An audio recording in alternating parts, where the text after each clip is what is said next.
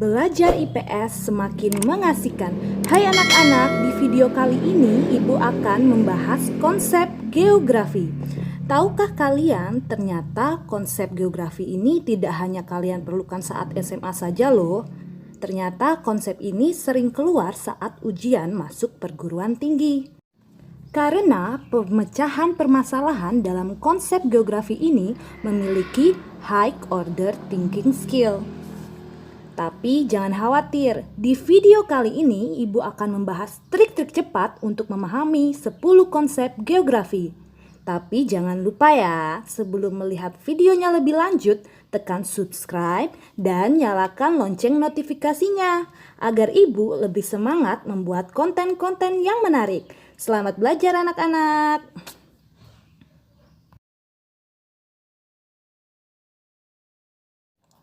Seperti ilmu pengetahuan lainnya, geografi juga memiliki objek kajian dalam membahas fenomena. Fenomena yang dibahas adalah fenomena geosfer yang terdiri dari atmosfer, litosfer, hidrosfer, biosfer, dan antroposfer.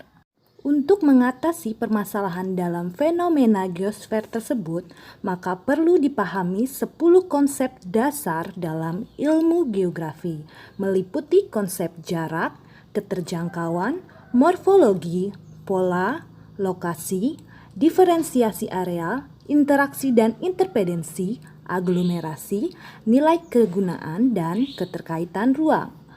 Bagi kalian yang sulit memahami materi secara cepat, maka di video kali ini Ibu akan membahas trik-trik cepat bagaimana menyelesaikan permasalahan dalam konsep geografi. Trik yang pertama, kita akan membuat singkatan untuk 10 konsep geografi. Kalimatnya yaitu jaket, mister, polo, di, anggo, niken, kekait, karung. Apa sih maksudnya? Ja itu untuk konsep jarak. Ket itu untuk konsep keterjangkauan. Mister itu untuk konsep morfologi. Po untuk konsep pola. Lo untuk konsep lokasi. D untuk konsep diferensiasi areal, I untuk konsep interaksi dan interpedensi, anggo untuk konsep aglomerasi, niken untuk konsep nilai kegunaan, dan kekait karung untuk konsep keterkaitan ruang. Jadi, jika digabung, maka menjadi jaket Mister Polo dianggo niken kekait karung. Selanjutnya, di trik yang kedua, kita akan memahami kata kunci dalam penyelesaian fenomena geosfer untuk setiap konsepnya. Mengapa diperlukan kata kunci? Tahukah kalian? Dalam penyelesaian fenomena geosfer menggunakan konsep geografi itu memerlukan kemampuan high order thinking skill. Sehingga dalam soal-soal tingkat SMA maupun soal ujian masuk perguruan tinggi, konsep ini tidak perlu kalian hafal, tapi kalian pahami dan kalian harus mampu menganalisis dalam persoalan tersebut konsep apa yang digunakan. Baiklah, kita masuk di konsep yang pertama, yaitu konsep jarak. Konsep jarak ada dua, yaitu jarak absolut artinya tetap, dan jarak relatif artinya berubah. Untuk penyelesaian permasalahan menggunakan konsep jarak absolut, biasanya pada soal hanya berupa satuan jarak saja, misalnya kilometer, meter, atau mil.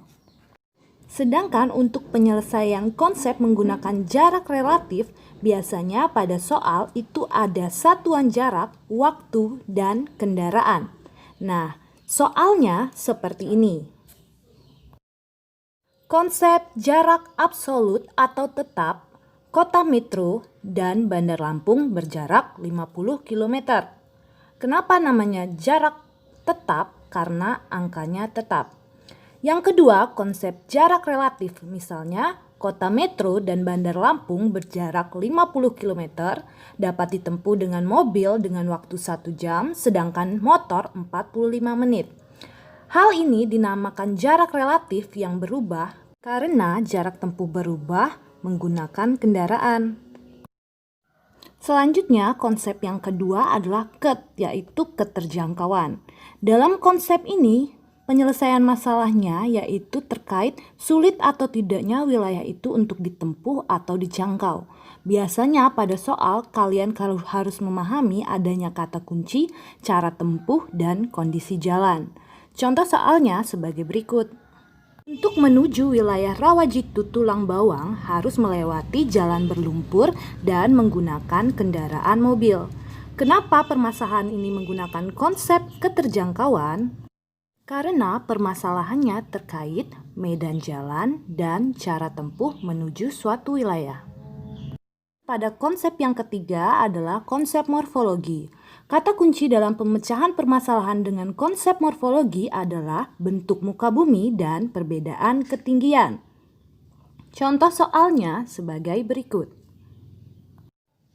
Daerah Lampung Barat merupakan kawasan dataran tinggi dengan ketinggian 1000 meter di atas permukaan laut. Persoalan tersebut terkait permasalahan konsep morfologi karena meliputi bentuk muka bumi atau perbedaan ketinggian. Konsep geografi yang keempat adalah PO untuk pola. Pada konsep ini yang dilihat adalah fenomena menyebar di muka bumi.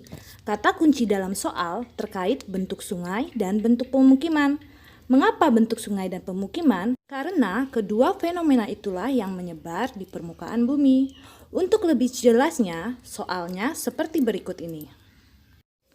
Pemukiman penduduk di sekitar Sungai Waikambas memanjang mengikuti alur sungai. Kenapa fenomena tersebut termasuk ke dalam konsep pola? Karena memanjang adalah pola menyebar di permukaan bumi. Baiklah, selanjutnya di konsep yang kelima yaitu lo untuk lokasi. Pada konsep lokasi juga ada dua, yaitu absolut yang artinya tetap. Di soal biasanya kata kuncinya berupa garis lintang dan garis bujur. Kenapa lokasi ini tetap? Karena dia berupa angka yang selalu tetap. Sedangkan yang kedua yaitu lokasi relatif atau yang berubah. Lokasi ini berubah karena terkait posisi wilayah dengan wilayah lain yang selalu berbeda sesuai dengan arah mata angin. Untuk lebih jelasnya, soalnya sebagai berikut. Provinsi Lampung berada pada garis koordinat 6 derajat sampai 3 derajat LS dan 103 sampai 105 derajat bujur timur. Lokasi ini termasuk lokasi absolut karena berupa angka yang tetap. Sedangkan contoh yang kedua adalah Provinsi Lampung berbatasan dengan Provinsi Sumatera Selatan di sebelah utara, Samudra Hindia sebelah barat, Selat Kalimata sebelah timur, dan Selat Sunda di sebelah selatan. Lokasi ini terkait lokasi relatif karena posisinya berubah, bisa dilihat dari arah mata angin yang berbeda. Baiklah, kita ke konsep yang keenam, D untuk diferensiasi areal. Pada konsep ini, kalian harus ingat kata kuncinya membedakan karakter dua wilayah. Untuk lebih jelasnya, soalnya sebagai berikut. Perkebunan kopi paling banyak terdapat di daerah Lampung Barat karena kondisi iklim yang dingin, sedangkan kawasan pertanian berkembang pesat di daerah Lampung Tengah dan Timur karena kondisi wilayah berupa dataran rendah yang subur. Konsep ini termasuk ke dalam diferensiasi areal karena membedakan dua wilayah, yaitu wilayah dingin di kawasan Lampung Barat dan wilayah yang subur di kawasan Lampung Tengah dan Timur. Konsep yang keenam adalah I untuk interaksi dan interpedensi. Pada konsep ini, kata kuncinya fenomenanya berupa hubungan timbal balik. Ada sebab, ada akibat. Contoh soalnya, Provinsi Lampung menjadi salah satu daerah penyuplai beras terbesar di Jakarta. Begitu juga kawasan Jakarta menjadi salah satu penyuplai barang jadi industri di Provinsi Lampung. Hal tersebut termasuk konsep interaksi dan interpedensi karena ada hubungan timbal balik antara Provinsi Lampung dan Provinsi Jakarta. Konsep yang selanjutnya adalah konsep aglomerasi. Konsep ini merupakan lawan dari konsep pola. Jika konsep pola terkait fenomena menyebar, konsep aglomerasi terkait fenomena yang terpusat atau mengelompok di muka bumi. Contohnya sebagai berikut. Padatan penduduk di Indonesia sampai saat ini masih terpusat di Pulau Jawa. Fenomena tersebut termasuk ke dalam konsep aglomerasi karena mengelompok di suatu wilayah yaitu Pulau Jawa. Konsep yang kesembilan adalah nilai kegunaan atau disingkat Niken. Pada konsep ini kata kuncinya adalah penyelesaian fenomena terkait kegunaan atau potensi suatu wilayah. Contohnya sebagai berikut. Pulau Bali terkenal dengan potensi alam dan budayanya, sehingga menjadi salah satu destinasi wisata terkenal di dunia. Fenomena tersebut termasuk ke dalam nilai kegunaan karena melihat wilayah berdasarkan potensi yang dimiliki. Konsep yang terakhir adalah konsep keterkaitan ruang. Pada konsep ini kata kuncinya adalah penyelesaian fenomena terkait penggunaan ruang dan hubungan fenomena yang saling mempengaruhi tapi tidak timbal balik. Maksudnya seperti apa ya? Hal ini berbeda dengan konsep interaksi interdependensi yang saling berhubungan tapi timbal balik. Selanjutnya akan Ibu jelaskan dengan contoh sebagai berikut. Orang yang tinggal di pesisir pantai bekerja sebagai nelayan. Fenomena ini termasuk ke dalam konsep keterkaitan ruang. Karena ada hubungan antara ruang dengan pekerjaan manusia, yaitu orang yang di pinggir pantai pasti bekerja sebagai nelayan. Tetapi fenomena ini tidak saling berhubungan timbal balik. Ini hanya terkait pengaruh alam terhadap manusia. Untuk meningkatkan pemahaman kalian, berikut ada soal latihan yang dapat kalian lihat. Berikut ini adalah contoh soal saat prediksi SBMPTN masuk perguruan tinggi tahun 2020. Wilayah di pedalaman Indonesia hanya dapat diakses dengan pesawat, termasuk penyelesaian fenomena geosfer dengan konsep apa anak-anak? Kalau kalian tahu jawabannya, silakan tulis di kolom komentar ya.